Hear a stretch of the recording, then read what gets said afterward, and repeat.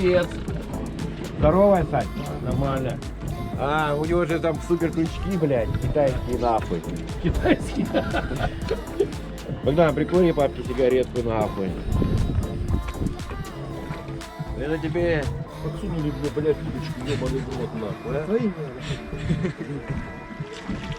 В машине надо возить. Ну или сдать на катер. Сдать на катер?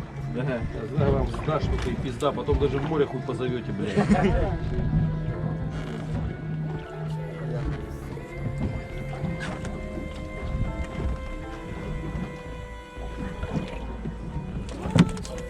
Неужели я распутал эту хуйку, блядь?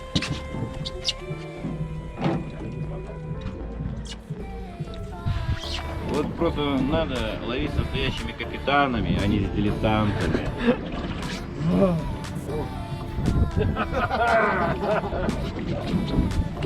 Старый морской волк ловит только на 2 крючка. Вот профессиональный зацеп. Никакого схода, ничего.